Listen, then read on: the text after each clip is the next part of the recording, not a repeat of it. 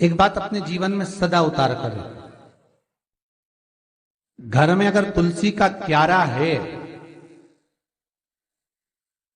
तो तुलसी महारानी हमें ये बता देती है कि हमारे घर में सुख आने वाला है कि दुख आने वाला है।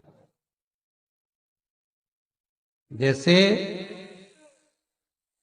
शनि अपना प्रकोप दे रहा है या शनि उतर रहा है, ये किसी से पूछने की जरूरत नहीं पड़ती, अपने आप मालूम पड़ जाता।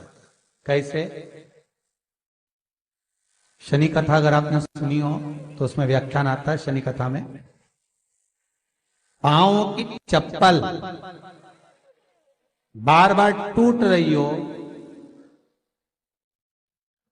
कमर से नीचे जो वस्त्र पहने हो वो फट रहे हो, कहीं पजामा है, धोती है, आदि वस्त्र हैं, कपड़े हैं, वो अपने आप फट। आज के जमाने में तो फटे फटाए पहनते हैं लोग, फैशन।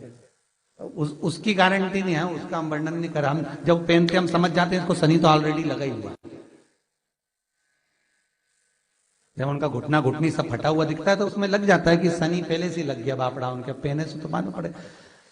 शनि का नियम है, शनि कथा कहती है पांव की चप्पल बार बार टूट रही हो, घिस गई हो, बद्दी टूट रही हो, कुछ कर रही हो, और अगर कमर से नीचे जो वस्त्र पहने हो वो अपने आप फट रहे हो, समझ लेना कि शनि पांव से प्रवेश कर रहा, मतलब अपनी प्रखरता शनि दिखा रहा। किसी मंदिर में गए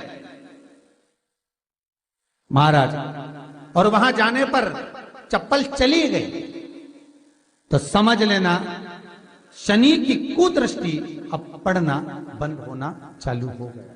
कितना सुंदर कहा है महाराज। जूता चप्पल आज के जमाने में तो फैशन हो गई साहब, घर की चप्पल अलग होती है, बाहर की चप्पल अलग होती है। लोग घर में चप्पल किचन तक में पहन के जाते हैं। अरे पानी ले जाओ सियोर से, रसोई घर में लोग चप्पल पहन कर जाते हैं, जहां भगवान का प्रसाद बन रहा है, जहां अन्नपूर्णा निवास कर रही है, और पूछो तो कह किचन की चप्पल है तो माथे पे रख लो। तुम अपनी मां को जरूर देखना है एक बार, वो बूढ़ी मां कितनी बार किचन में चप्पल पहन कर गई, मुझे जरूर फोन कर कर बताना। बूढ़ी मां रसोई घर में आज भी बिना चप्पल के जाती है, और बहुओं की कहीं एड़ी नहीं फट जाए, ठंड नहीं बैठ जाए, इसलिए ये रसोई घर तक में चप्पल पहनकर जाती है। सूर्य नारायण की कथा पढ़ना,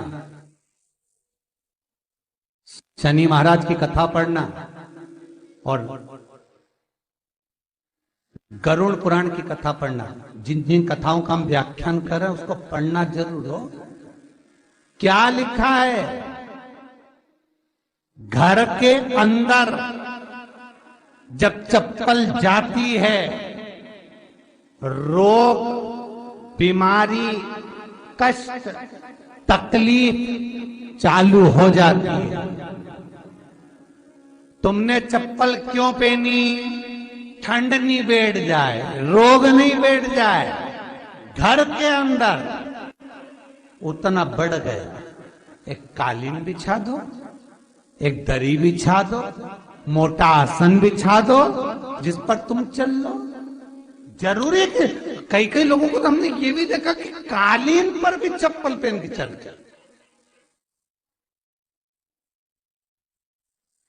और ब्राह्मणों को भोजन परोस रहे, गुरुजन को भोजन परोस रहा है, ठाकुर जी की थाली बना रहा है, ठाकुर जी का थाल लगा रहा है, तो भी चप्पल है पांव।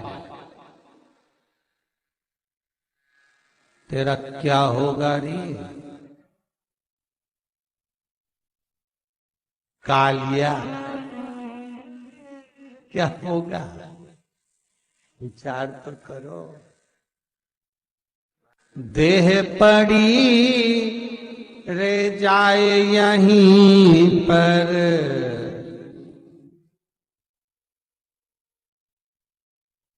फिर कुंडल और नगीना क्या, हरि नाम नहीं तो जीना।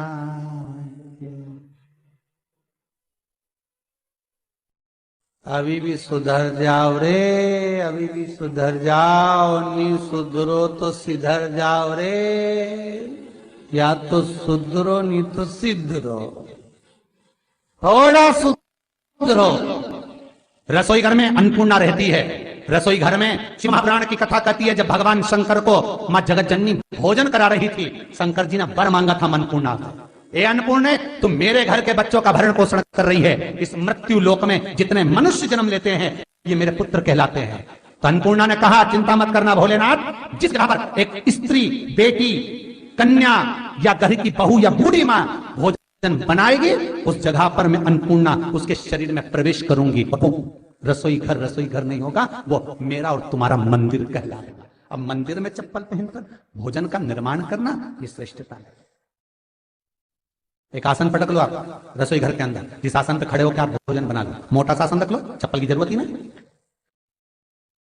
श्रीमद् भागवत कथा कर रही है, तुलसी का मात्र, तो शनि अपनी दृष्टि बता देता है। शास्त्र कहता है जब घर के अंदर प्रवेश करने के, जब आप घर में प्रवेश करें तो कोने में चप्पल को उतार दें, बाहर जगह नहीं है तो घर के अंदर प्रवेश कर लेफ्ट में चप्पल को उतार दें, और 7 या 3 कदम के अंदर चप्पल उतर जाना चाहिए घर के अंदर में। और उसके बाद अगर चप्पल अंदर प्रवेश कर रही है तो राहु केतु शनि के साथ प्रवेश करते हैं, जिसके घर में बीमारी कभी पीछा नहीं छोड़ती। शनि कथा, सूर्य की कथा का स्मरण करिए, आपको मालूम है, पहचान हो जाता है। महाराज तुलसी बता देती है कि आपके घर की दशा क्या है। बार बार जल डालने के बाद भी तुलसी